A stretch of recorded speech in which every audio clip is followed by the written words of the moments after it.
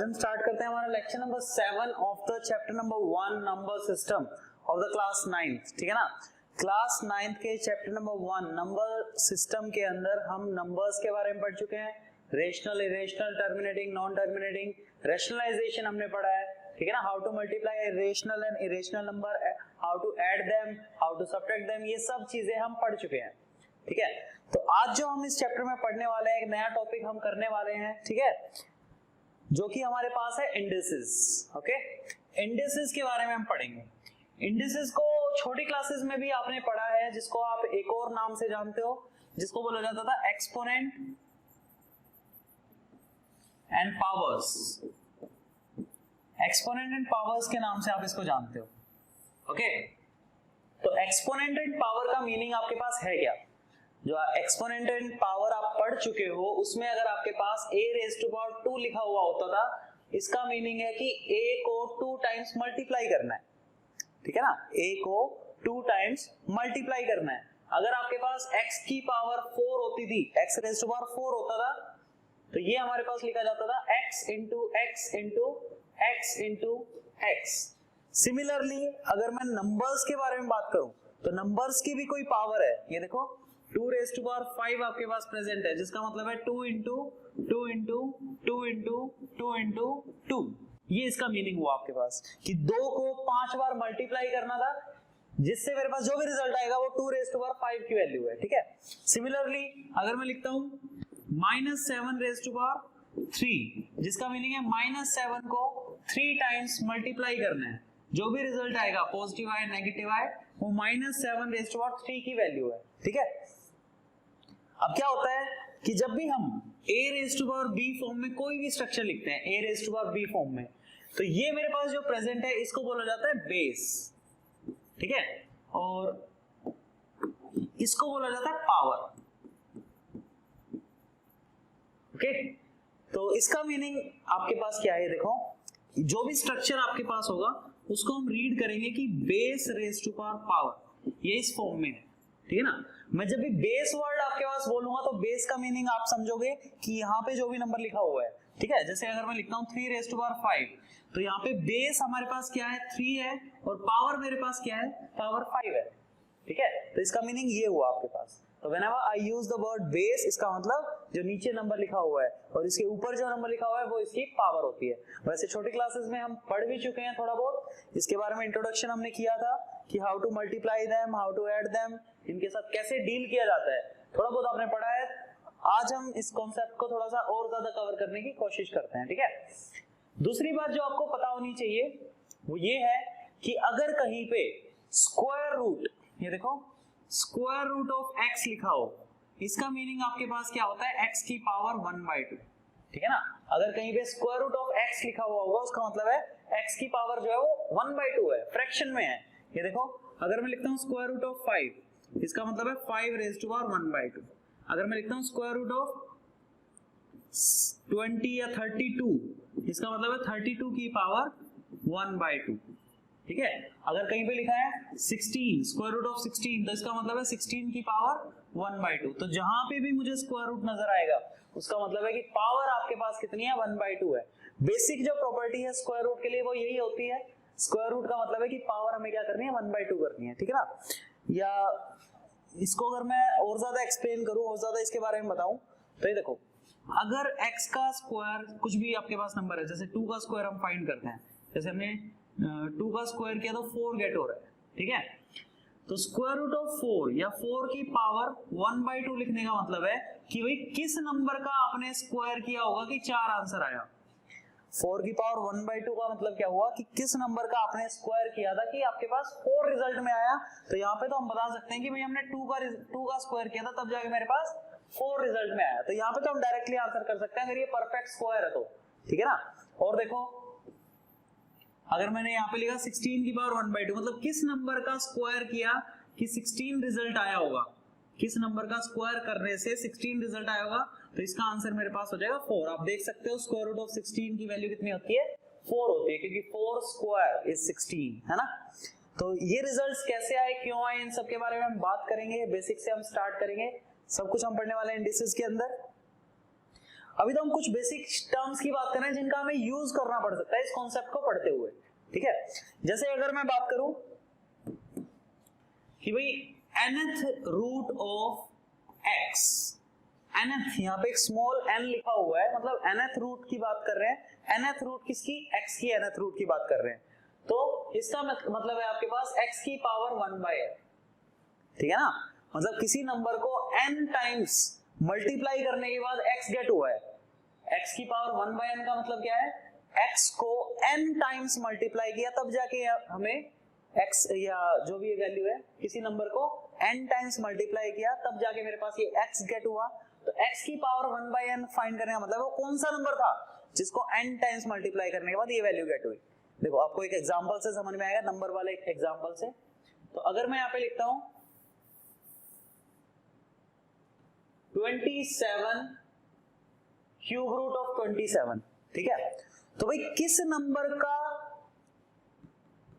27 की पावर 1/3, इसका मतलब यही हुआ ना क्यूब रूट, इसको बोलते हैं क्यूब रूट, या पावर 1/n है तो पावर 1/3 आ गई। अब मैं ये पूछ रहा हूं कि भाई किस नंबर को 3 बार मल्टीप्लाई किया, देखो ये 3 मुझे यहां से गेट हुआ है, किस नंबर को 3 बार मल्टीप्लाई किया हुआ कि 27 आपके पास गेट हो गया।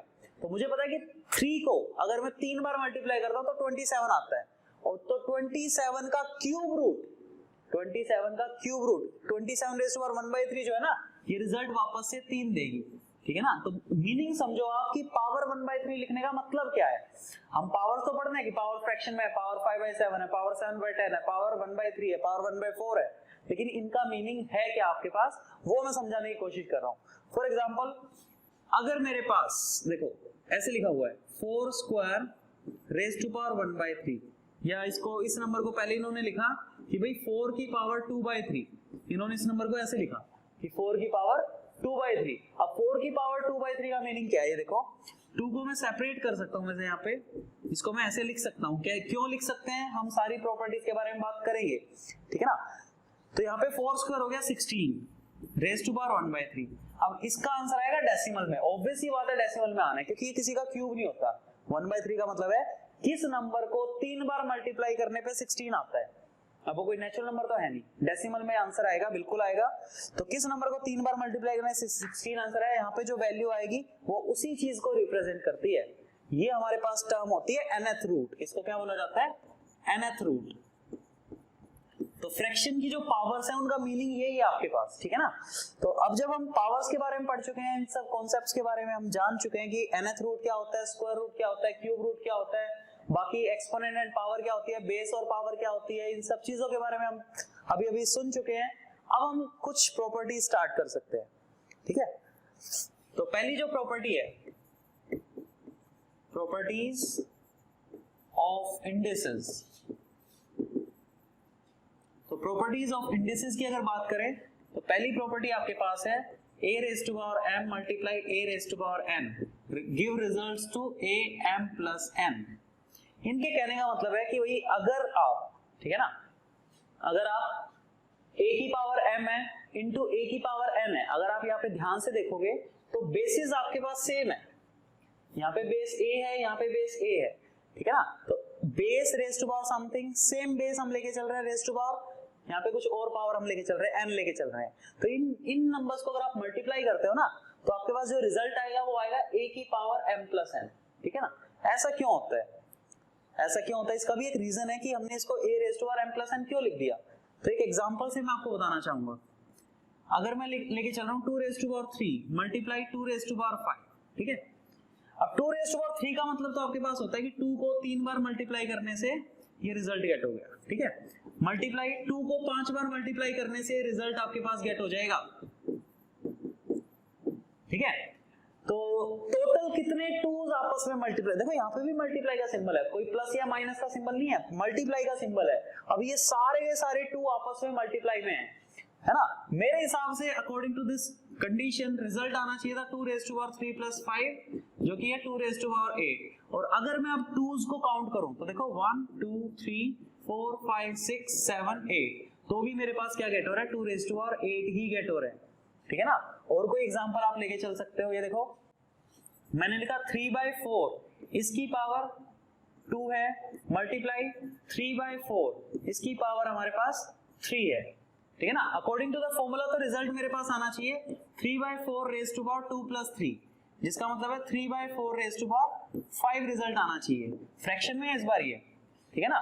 तो फ्रैक्शन का मतलब ये देखो यहाँ पे मतलब है कि 3/4 जो है वो 2 बार मल्टीप्लाई में है ना, इसका मतलब तो यही है मल्टीप्लाई। यहाँ पे 3/4 जो है वो 3 बार मल्टीप्लाई में है, 3/4 एंड 3/4, ठीक है। तो 1 2 3 4 5 टोटल 3/4 कितने हो गए, टोटल 5 हमारे पास गेट हो रहे हैं।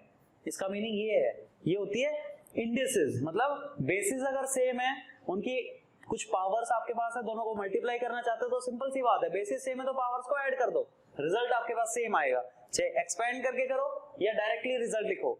ये प्रॉपर्टीज जो होती हैं ये कैलकुलेशंस को थोड़ा इजी बना देती हैं। इजी कैसे बनाती हैं कि भाई पहले तो हमें कंप्लीट एक्सपेंड करना पड़ता, और एक्सपेंड करने के बाद हमें गिनने पड़ते कि 1 2 3 4 इतने हमारे पास 2s आ रहे हैं। मान लो 2 की पावर 100 है, अब 100 टाइम्स तो हम इसको लिख नहीं सकते ना। तो ये प्रॉपर्टीज हमें हेल्प करती हैं उस क्वेश्चन को थोड़ा सा इजीली और थोड़ा सा टाइम को कम यूज करके सॉल्व करने में, ठीक है ना। तो ये पहली प्रॉपर्टी आपके पास है कि अगर बेसिस सेम है, पावर्स अलग अलग हैं और वो मल्टीप्लाई में है तो पावर्स ऐड हो जाती हैं, ठीक है। सिमिलरली सेकंड प्रॉपर्टी की अगर बात करें, सेकंड जो प्रॉपर्टी है a raised to power m divided by a raised to power n है, या इस चीज को मैं ऐसे भी लिख सकता था am raised to power an।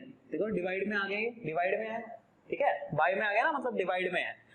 तो यहाँ पे जो रिजल्ट मुझे गेट होता है वो रिजल्ट आपके पास होगा m माइनस n। इस बार जो पावर्स होंगी वो आपस में सब्ट्रैक्ट होती हैं। सब्ट्रैक्ट होने का क्या मतलब है, ये देखो एग्जांपल से बात करते हैं हम हमेशा इंडेक्सेस में। तो यहाँ पे अगर मैं लिखता हूँ 3 की पावर 5, नीचे लिखता हूँ 3 रेज़ टू पावर 2, तो यहाँ पे 5 में से 2 पावर कम हो जाएगी रिजल्ट में। कैसे होंगी वो देखो, ऊपर का मतलब है कि 3 जो है वो 5 बार मल्टीप्लाई है, ठीक है। नीचे डिनोमिनेटर का मतलब है कि 3 जो है वो 2 टाइम्स मल्टीप्लाई है। तो यहाँ पे 3 × 3 3 से ये कैंसिल हो गया, तो कितने 3s आपके पास बचते हैं, 3 रेज़ टू पावर 3 बचते हैं। और ये रिजल्ट कैसे आया होगा, 5 - 2 करके आया होगा। ऐसा तभी पॉसिबल हो पा रहा है कि हम पावर्स को ऐड कर रहे हैं, सब्ट्रैक्ट कर रहे हैं। ऐसा तभी पॉसिबल हो पा रहा है जब बेसिस सेम है। अगर ये बेसिस ही अलग अलग होते हैं, यहाँ पे 3 है, यहाँ पे 5 होता है, या यहाँ पे 7 होता, तो हम कैसे कैंसिल कर पाते हैं ना, तब हम कैंसिल नहीं कर सकते थे। तो जब बेसिस सेम हो, ये प्रॉपर्टी सिर्फ तभी अप्लाई करनी है, दोनों प्रॉपर्टी जो हमने पढ़ी है। एक और एग्जांपल आप देख सकते हो, 7 raise to power 4 divided by 7 raise to power 1। इसको मुझे जल्दी कैलकुलेट करना है, तो 7 raise to power 4 - 1 7 raise to power 3 result में आएगा। कैसे आएगा, 7 × 7 × 7 × 7 है, डिवाइडेड बाय ओनली 1 7। तो 7 से 7 कैंसिल, कितने 7 आपके पास बचते हैं, 3 7 आपके पास बचे हुए हैं, ठीक है। तो ये हमारे पास सेकंड प्रॉपर्टी है कि अगर आपके पास बेस सेम है, पावर अलग अलग है और वो डिवाइड में है, तो पावर्स सब्ट्रैक्ट होती है। ओके, नेक्स्ट रिजल्ट देखो, जो थर्ड रिजल्ट आपके पास है वो क्या कहता है कि किसी भी बेस की पावर अगर 0 हो तो उसका आंसर आपके पास कितना होता है, 1 होता है, ठीक है। किसी भी बेस की पावर अगर 0 हो उसका रिजल्ट आपके पास 1 होता है। इसको हम सेकंड प्रॉपर्टी का यूज करके ही प्रूव कर पाएंगे। ध्यान से सुनो, इसको हम कैसे प्रूव कर सकते हैं, सेकंड प्रॉपर्टी का यूज करके। कैसे करेंगे सेकंड प्रॉपर्टी का, ये देखो a की पावर 1 डिवाइडेड बाय a की पावर 1। a से a को डिवाइड कर दूं तो रिजल्ट तो मुझे 1 मिलता है ना। अगर मैं a को a से डिवाइड करूंगा तो मेरे पास रिजल्ट क्या आएगा, 1 ही तो आएगा। इस वाले 1 को इरेज कर देते हैं, देखो ये कैंसिल होके क्या रिजल्ट देगा, 1 ही तो देगा, है ना। अब देखो यहाँ पे पावर 1 है, यहाँ पे भी पावर 1 है, जिसकी कोई पावर हमारे पास प्रेजेंट नहीं होती, मतलब वहां पे 1 प्रेजेंट है। ओके, अब मैं वही सेकंड प्रॉपर्टी का रूल लगाता हूँ, बेसिस सेम है तो पावर्स आपस में सब्ट्रैक्ट हो जाएंगी and it is equal to 1। ये तो हमें गिवन ही है। अब 1 - 1 हमारे पास कितना होता है, 0। अब चाहे यहाँ पे 2 प्रेजेंट हो एक ही जगह, 3 प्रेजेंट हो, 4 प्रेजेंट हो, 10 प्रेजेंट हो, 1000 प्रेजेंट हो, एक ही जगह कुछ भी प्रेजेंट हो, ये देखो 100/100 क्या होता है, 1 होता है, मुझे पता है।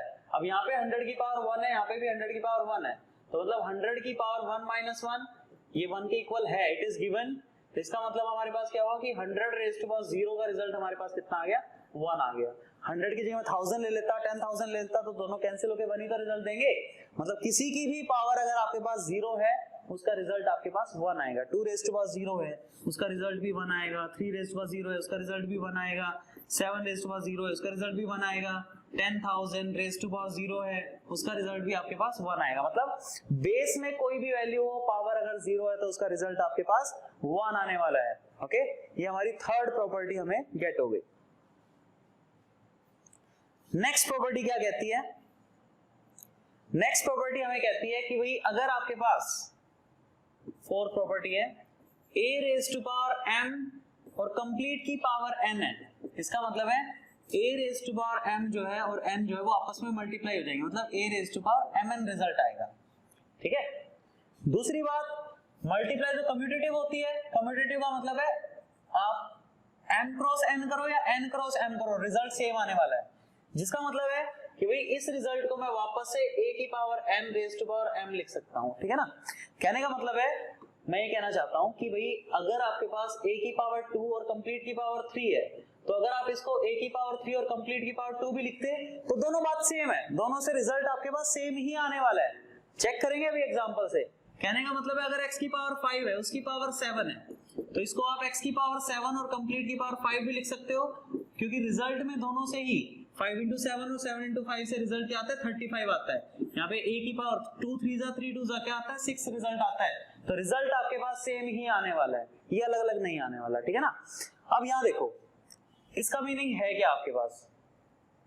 अगर मैं लिखता हूं 2 का पावर 3 और कंप्लीट की पावर फिर से 2, ठीक है, तो इसका मतलब है कि भाई 2 जो है वो 3 टाइम्स मल्टीप्लाई है। यहाँ पे जो इसका मतलब है वो क्या है? 2 जो है वो 3 टाइम मल्टीप्लाई है। देखो 2 into 2 into 2, अभी हमने सिर्फ इसको सॉल्व किया है और कंप्लीट की पावर 2 तो आपके पास प्रेजेंट है ही। ठीक है ना, कंप्लीट की पावर 2 तो आपके पास प्रेजेंट है, तो इसका मतलब है ये जो भी रिजल्ट आएगा 2 into 2 into 2 ये 2 बार मल्टीप्लाई में है, ये 2 टाइम्स मल्टीप्लाई में, मतलब 2 into 2 into 2 इसकी जो मल्टीप्लाई होनी है अभी 2 into 2 into 2 के साथ होनी है। 2 बार ये जो बेस है ये 2 बार मल्टीप्लाई था, इसलिए इसका स्क्वायर लिख पाए हम। इसका मीनिंग ये है, अब काउंट करो कितने 2s हैं, 1 2 3 4 5 6, तो रिजल्ट में आपके पास क्या आ गया? 2 raised to power 6 आ गया। ठीक है, अब मैं ये कहना चाह रहा हूं कि भाई आपके पास ये लिखा हो या 2 raised to power 2 की पावर 3 लिखा हो, दोनों से रिजल्ट सेम ही आता है, सेम रिजल्ट आएगा। ठीक है ना, तो हम चेक करते हैं इसको। अब इस अंदर वाले का मतलब क्या है आपके पास कि 2 जो है वो 2 टाइम्स मल्टीप्लाई है, उसकी पावर 3 तो अभी रहती है। ठीक है ना, अब इसका मीनिंग क्या है कि 2 into 2 जो है वो 3 टाइम मल्टीप्लाई हुआ था तब जाके क्यूब बना है। इसका मतलब है 2 into 2 multiply 2 into 2 multiply 2 into 2, इस तरह से रिजल्ट हमें गेट हुआ था। तो 1 2 3 4 5 6, तो टोटल 2 raised to power 6 हमें गेट हो गया। देखो इसका मतलब है इसको मैं ऐसे लिखूं या ऐसे लिखूं, दोनों का मीनिंग सेम है। इसका मतलब ये जो मैं आपको बातें बता रहा था ये इसका प्रूफ है कि भाई a को 7 टाइम्स लिखा, a को 2 टाइम लिखा, a को 3 टाइम लिखा, इससे ये रिजल्ट हमें गेट हो रहे हैं। ठीक है ना, तो फोर्थ प्रॉपर्टी हमारे पास यही है, इसको हम ऐसे लिख सकते हैं। अब देखो कई बार हमें ना फ्रैक्शन दे देते हैं पावर में, जैसे मैंने एक एग्जांपल लिया था 4 raised to power 2/3। ठीक है ना, तो मैंने कहा था कि मैं इसको 4 स्क्वायर की पावर 1/3 लिख सकता हूं। ऐसा क्यों? क्योंकि 4 की पावर जो है इसको मैं 2 into 1/3 लिख सकता था, पहली बात तो है ना, 4 की पावर 2 और फिर 2 के साथ मल्टीप्लाई 1/3, इनको सोल्व करके 2/3 तो गेट होगा। अब मैं इसको 4 की पावर 2 इस कंप्लीट की पावर 1/3 लिख सकता हूं using the property AMN। AMN अगर आपके पास हो इसका मतलब होता है AM कंप्लीट की पावर n। ठीक है ना, और ये इक्वल एक और क्या होती है, A की पावर n कंप्लीट की पावर n। आप इसको ऐसे लिखो या ऐसे लिखो, इसका मतलब है अगर इस रिजल्ट को मैं लिखता 4 की पावर 1/3 कंप्लीट की पावर 2 तो भी कोई अलग चीज नहीं थी, तो भी इन दोनों का मीनिंग आपके पास क्या है? सेम। इन दोनों की जो वैल्यू आपके पास गेट होगी वो बिल्कुल सेम वैल्यू गेट होगी, एग्जैक्टली सेम होगी, 101% सेम होगी। ठीक है ना, तो ये हमारे पास नेक्स्ट प्रॉपर्टी थी जिसको हम थोड़ा सिंप्लीफाई कर सकते थे। ठीक है ना, इसके और एग्जांपल अगर आप लेना चाहते हो तो ये देखो,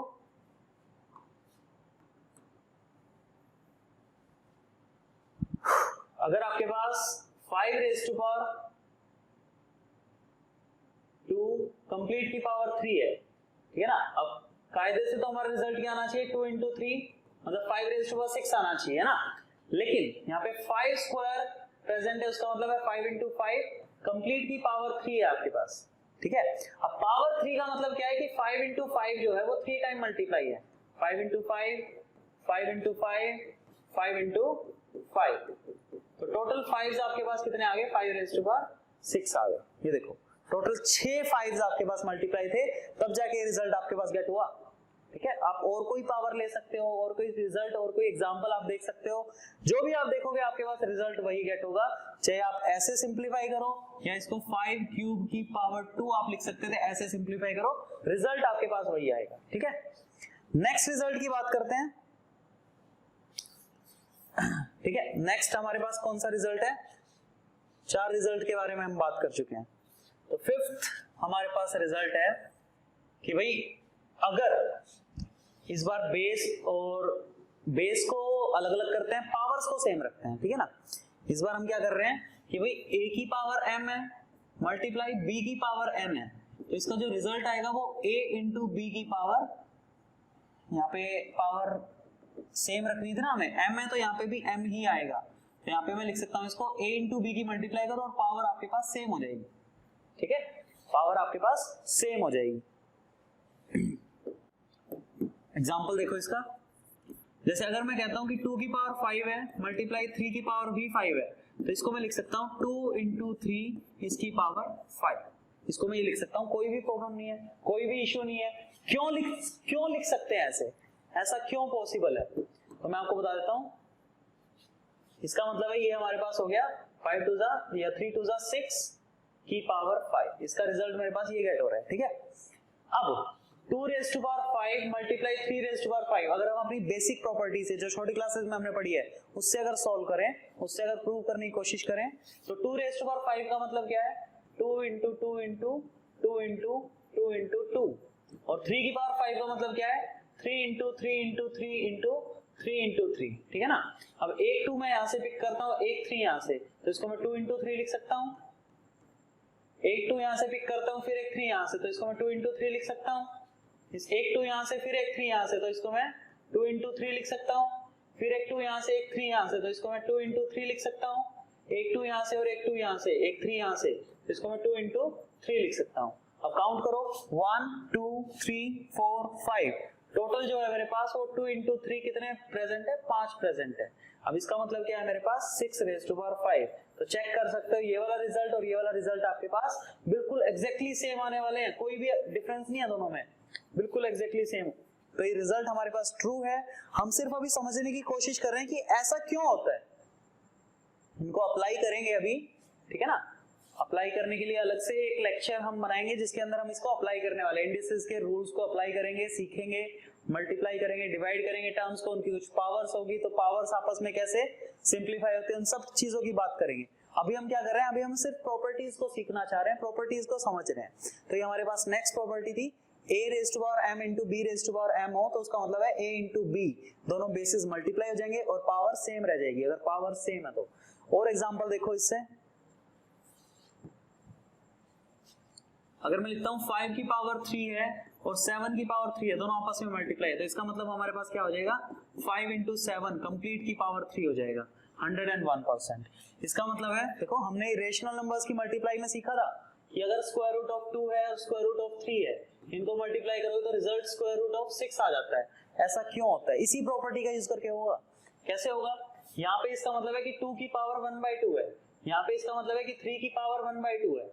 ठीक है, पावर्स दोनों की क्या हो गई, सेम हो गई, तो बेसिस आपस में मल्टीप्लाई हो जाएंगे और पावर दोनों की 1/2 हो जाएगी, तो हो जाएगा 6 रेज़ टू पावर 1/2, जिसका मतलब है स्क्वायर रूट ऑफ 6। पावर 1/2 का मतलब है स्क्वायर रूट का मतलब है पावर 1/2, तो दोनों से सेम ही रिजल्ट आपके पास गेट हो रहा है। जब हम इरेशनल नंबर्स को मल्टीप्लाई कर रहे थे तब ये रिजल्ट्स आए थे हमारे पास, हम स्क्वायर रूट वाली टर्म को डायरेक्टली मल्टीप्लाई कर देते थे। ठीक है ना, डायरेक्टली मल्टीप्लाई क्यों कर देते थे, ये उसका रीजन है, ये प्रॉपर्टी उसका रीजन है। ओके, नेक्स्ट की अगर हम बात करें तो हमारे पास आने वाला है कि अगर a की पावर m है divide by b raise to power m, मतलब a की पावर m है, इसके बाय में b की पावर भी m है, तो मैं इसको a बाय b दोनों की पावर m लिख सकता हूं, कोई भी इश्यू नहीं है, मैं इसको a बाय b कंप्लीट की पावर m लिख सकता हूं। ठीक है, देखो जैसे अगर मैं लिखता हूं 6 raise to power 5 divided by 3 raise to power 5, तो मैं इसको 6 बाय 3 रेज़ टू पावर 5 लिख सकता हूं, तो it is equal to 3 1 3 3 2 6, simplify भी हो सकता है, तो 2 रेज़ टू पावर 5 रिजल्ट में आता है। देखो ध्यान से 2 रेज़ टू पावर 5 रिजल्ट में आता है। देखो अगर मैं 6 की पावर 5 फाइंड करने बैठता तो काफी टाइम लगता, 3 की पावर 5 फाइंड करने बैठता तो काफी टाइम लगता, लेकिन इस प्रॉपर्टी का अगर मैंने यूज किया तो क्वेश्चन फटाफट सॉल्व हो गया। ठीक है, अब ऐसा क्यों है, ऐसा हम क्यों कर पाए, ठीक है ना। तो 6 रेज़ टू पावर 5 और 3 रेज़ टू पावर 5 का मतलब है क्या आपके पास, इसका मतलब है कि 6 जो है वो 5 बार मल्टीप्लाई है, 1 2 3 4 और 5 डिवाइडेड बाय 3 जो है वो 5 बार मल्टीप्लाई है, 1 2 3 4 5। अब ये देखो 3 2 जा 6, 3 2 जा 6, 3 2 जा 6, 3 2 जा 6, 3 2 जा 6, तो how many 2s are here, 1 2 3 4 5। तो इसका मतलब है 2 रेज़ टू पावर 5 आपके पास रिजल्ट आ गया, व्हिच इज ट्रू, जो कि ट्रू है आपके पास। ठीक है, एक और एग्जांपल अगर हम देखें,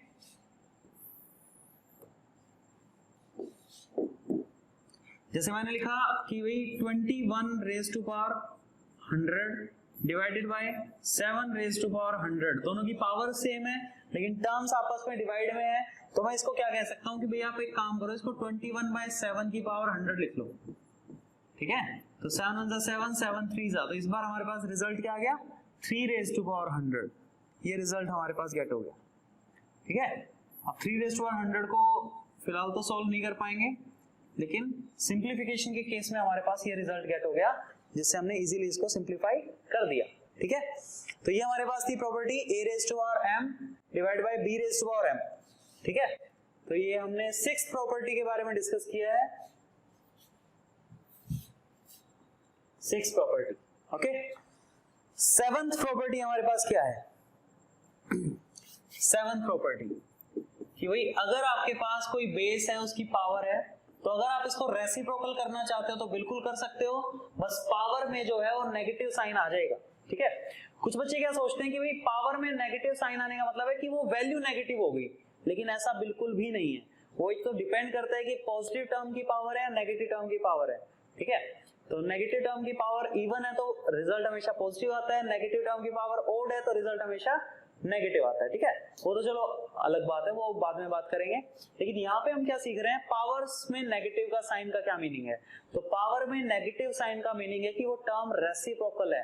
ठीक है ना, ये रिजल्ट मैंने ऐसे लिखा है कि a की पावर m हो तो उसको 1 बाय a की पावर माइनस m लिख सकते हैं, पावर में माइनस का फर्क आएगा। और दूसरा मैं इसको लिख सकता हूँ कि a की पावर माइनस m अगर होता तो इसको मैं 1 बाय a की पावर m लिख सकता था। ठीक है ना, ध्यान से देखो प्रॉपर्टीज को, आप इनको अलग अलग प्रॉपर्टी कंसीडर कर सकते हो, एक ही प्रॉपर्टी के पार्ट्स आप स्टडी कर सकते हो, दोनों का मीनिंग सेम है। एग्जांपल देखो एक तो कि भाई अगर मेरे पास 2 रेज़ टू पावर 5 लिखा है और उसको अगर मैं 1 by 2 raise to power minus 5 लिखता हूं तो दोनों का रिजल्ट आपके पास सेम है। पावर नेगेटिव होने का मतलब है कि वो टर्म जो है वो रेसिप्रोकल थी, इसका मीनिंग हमारे पास क्या है कि वो टर्म जो है वो रेसिप्रोकल। ये देखो यहाँ पे अगर मैं लिखता हूँ 5 रेज़ टू पावर 7 या -7 में लिख देता हूँ, इस -7 का मतलब है 1 बाय 5 रेज़ टू पावर 7। कुछ बच्चे सोचते हैं कि हमारे पास नेगेटिव टर्म बन गई, ये नेगेटिव टर्म नहीं बनी बेटा, यहाँ पे 5 raise to power minus negative power का मतलब होता है कि वो रेसिप्रोकल होके वापस से पॉजिटिव हो जाएगी। ठीक है ना, अब जो स्टार्टिंग में हमने रिजल्ट किए थे वो इसी प्रॉपर्टी से हमारे पास इस प्रॉपर्टी से भी हम उसको ट्रू प्रूव कर सकते हैं। ठीक है, उससे पहले एक ये इसका पार्ट है, एक ये इसका पार्ट है, दूसरा आप ये भी लिख सकते हो, इसको रिवर्स करके अगर लिखना चाहो कि 1 by a raise to power m है, उसका मतलब है कि a की पावर माइनस m, अगर इसको ऊपर ले आते हैं तो क्या बन जाती है नेगेटिव, मतलब ऊपर से नीचे ले आओ, नीचे से ऊपर ले जाओ तो पावर्स में नेगेटिव का फर्क आता है। जैसे अगर मैं लिखता हूं कि भाई 6 की पावर 7 है मल्टीप्लाई 3 की पावर माइनस 7 है, अगर मैंने इसको ये लिखा कि 6 की पावर 7 है 3 की पावर माइनस 7 है, तो अभी जो दोनों की जो पावर्स हैं वो सेम नहीं है, हम इनको मल्टीप्लाई नहीं कर सकते, इसको हम 18 रेज़ टू पावर 7 या -7 नहीं लिख सकते, बिल्कुल नहीं, क्योंकि यहाँ पे पावर 7 है, यहाँ पे -7 है। ठीक है ना, तो दोनों इक्वल नहीं है, पहली बात तो ये, कभी लास्ट प्रॉपर्टी का यूज करके आप इसको प्रूव करने लग जाओ, बिल्कुल नहीं। यहाँ पे देखो, इसको पहले मुझे पॉजिटिव बनाना पड़ेगा, तो 3 की पावर -7 का मतलब है 1 बाय 3 की पावर 7। ठीक है ना, ये इक्वल मुझे गेट हो गया 6 raise to power 7 3 raise to power 7, जिससे हमें मिलेगा 6 बाय 3 कंप्लीट की पावर 7, तो ये हमारे पास गेट हो गया 2 raise to power 7। This is the required answer, ये हमारे पास रिक्वायर्ड आंसर होगा, तो ये इसको सिंप्लीफाई करने का एक तरीका है। ठीक है, और एग्जांपल देखते हैं नेगेटिव पावर के लिए। अगर मेरे पास लिखा हुआ है 2 रेज़ टू पावर -5, ठीक है, ये एग्जांपल हम ले भी चुके हैं, तो 2 रेज़ टू पावर -5 का मीनिंग है कि भैया रेसिप्रोकल होके पावर पॉजिटिव हो जाती है। रेसिप्रोकल होके मतलब 32 को हम लिख सकते हैं 2 raise to power 5, prime factorization करके देख सकते हो, ठीक है ना। 2 16, 2 8, 2 4, 2 2 और 2 1, ये आप लिख सकते हो उसको। तो 1 2 3 4 5, तो 32 को ही लिख सकते हो। तो 2 रेज़ टू पावर -5 का मतलब -32 तो बिल्कुल भी नहीं है। -5 पावर जो है उसका मतलब है 1/2 रेज़ टू पावर 5, जिसका मतलब है 1/32। तो ये जो 1/32 है इसको मैंने 2 रेज़ टू पावर -5 लिख दिया, ठीक है। अब इसका मीनिंग क्या है हमारे पास, -5 का मीनिंग क्या हो गया कि भाई 1/32, ठीक है, रेसिप्रोकल होके पावर पॉजिटिव हो जाती है। और एग्जांपल देखो इसके, अभी जैसे मैं लिखता हूं कि भाई 5 raise to power 7 multiplied 25 raise to power 3 divided by 3 raise to power -4 multiplied 5 raise to power -11, ये रिजल्ट मैंने लिखा, ठीक है ना। इसको थोड़ा सिंप्लीफाई करना है, तो सिंप्लीफाई करने के लिए हमने जो रूल सीखे हैं, बेसिस सेम है, पावर्स ऐड हो सकती हैं, सब्ट्रैक्ट हो सकती हैं, वो डिपेंड करता है कि वो रेसिप्रोकल में है, ठीक है, या कहां पे है। मतलब डिवाइड में होंगी तो सब्ट्रैक्ट होंगी और मल्टीप्लाई में होंगी तो प्लस हो जाएंगी, ठीक है, ये हमने पढ़ा है। तो यहाँ पे तो सबसे पहले हमें देखना पड़ेगा, सबसे पहले तो बेसिस को सेम बनाने की कोशिश करनी है, प्राइम नंबर्स में चेंज करने की कोशिश करनी है। तो ये तो पहले से 5 रेज़ टू पावर 7 प्राइम है, मल्टीप्लाई 25 को मैं लिख सकता हूँ 5 स्क्वायर की पावर 3 डिवाइडेड बाय 3 की पावर -4 मल्टीप्लाई 5 की पावर -11। अभी मैंने इसको थोड़ा सा सिंप्लीफाई करके लिखा है ताकि बेस मेरे पास 5 बन जाए, इसको सिंप्लीफाई करना थोड़ा इजी हो जाएगा। तो 5 रेज़ टू पावर 7 है, मल्टीप्लाई पावर्स आपस में मल्टीप्लाई हो सकती हैं, 5 raise to power 6 divided by 3 raise to power -4 multiply 5 raise to power -11, ठीक है।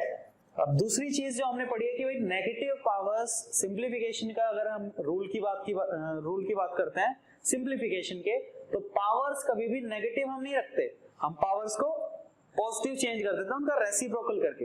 तो ये ऊपर टर्म आके पॉजिटिव हो जाएगी पावर, ये पॉजिटिव हो जाएगी। तो इसको हम लिख सकते हैं 5 रेज़ टू पावर 7, यहाँ पे 3 रेज़ टू पावर 4 ले आते हैं। देखो यहाँ पे -4 था, रेसिप्रोकल होती पावर क्या होगी, पॉजिटिव हो गई। तो इसको मैं लिख सकता हूँ 3 raise to power 4 5 raise to power 7 multiply 5 raise to power 6 multiply 5 raise to power 11, okay. तो ये हो गया 3 रेज़ टू पावर 4 मल्टीप्लाई, ये तो किसी के साथ सिंप्लीफाई नहीं हो सकता क्योंकि इसका बेस 3 है और किसी का बेस 3 नहीं है। तो जिनका बेस सेम है और टर्म्स मल्टीप्लाई में, इनकी पावर्स को हम आपस में ऐड कर पाएंगे, 7 + 6 + 11, तो ये हो जाएगा 3 raise to power 4 multiply 5 raise to power 24, इन सबको ऐड करोगे तो ये रिजल्ट आपके पास गेट हो रहा है। अगर इनकी पावर सेम होती तो हम बेसिस को मल्टीप्लाई कर देते, पावर को सिंगल रख देते, तो वो सिंप्लीफिकेशन हम करते, लेकिन यहाँ पे बेसिस हमारे पास सेम नहीं बन रहा है, ठीक है। अब मैंने आपको कहा था कि जो पहला रिजल्ट हमने पढ़ा उसको भी हम प्रूव कर सकते थे सेम इसी का यूज करके, ठीक है ना। अब इसका यूज कैसे करते हैं, देखो हमने पढ़ा कि a की पावर m मल्टीप्लाई a की पावर n हो तो पावर्स आपस में ऐड हो जाती हैं, पढ़ा हमने। दूसरा हमने पढ़ा a की पावर m हो डिवाइडेड बाय a की पावर n हो तो उसका रिजल्ट आता है a की पावर m - n। तो ऐसा कैसे हो रहा है, इस रिजल्ट की अगर बात करें, इसका यूज करने की कोशिश करें तो वो हमारे पास हो रहा है a की पावर m बाय a की पावर n है, ठीक है। इसको अगर मैं ऊपर लेके आता हूं तो मेरे पास क्या गेट हो जाएगा कि a की पावर m है इज इक्वल टू मल्टीप्लाई, ये टर्म ऊपर जाके पावर नेगेटिव हो जाती है, पावर पे माइनस का साइन आता है, माइनस वाली पावर को लेके जाओगे प्लस हो जाएगी, प्लस वाली पावर को लेके जाओगे माइनस हो जाएगी, रेसिप्रोकल करते ही माइनस का फर्क आएगा। तो यहाँ पे अगर मैं बेसिस सेम है मल्टीप्लाई में है तो पावर्स ऐड हो जाएंगी, ये देखो, और इनको अगर मैं ऐड करता हूं तो a की पावर m - n, ये मेरे पास रिजल्ट आ रहा है, देखो ध्यान से। तो इसको हमने फर्स्ट और लास्ट प्रॉपर्टी जो पढ़ी थी उनका यूज करके इसको हमने प्रूव कर दिया कि इसका रिजल्ट हमें क्या गेट होगा, ठीक है। तो इंडिसेस के रूल्स जो हमने पढ़े हैं, एक बार सभी रूल्स को साथ में लिखने की कोशिश करते हैं। तो सबसे पहला रूल जो हमने पढ़ा है कि भाई a की पावर m हो, बेसिस सेम हो तो पावर्स ऐड हो जाती हैं, टर्म्स मल्टीप्लाई में होनी चाहिए। दूसरा रूल हमने पढ़ा बेसिस सेम हो, ठीक है ना, डिवाइड में आपके पास प्रेजेंट है तो पावर्स सब्ट्रैक्ट होती हैं। थर्ड रूल हमने पढ़ा किसी की भी पावर 0 हो तो उसका रिजल्ट 1 आता है। फोर्थ रूल जो हमने पढ़ा है कि भाई a की पावर m हो, उसकी कंप्लीट की पावर n हो, तो ये पावर्स आपस में मल्टीप्लाई हो जाती हैं, या a की पावर n कंप्लीट की पावर m की फॉर्म में हम इसको लिख सकते हैं। नेक्स्ट रिजल्ट हमने पढ़ा कि भाई a बाय b कंप्लीट की पावर अगर m है तो इसको मैं a की power m divided by b की पावर m लिख सकता हूं, ठीक है। सिक्स्थ रिजल्ट हमने पढ़ा कि भाई a और b दोनों की मल्टीप्लाई की पावर m है, इसको मैं a की पावर m और b की पावर m मल्टीप्लाई में करके लिख सकता हूं। ये रिजल्ट्स हमने पढ़े हैं, ठीक है।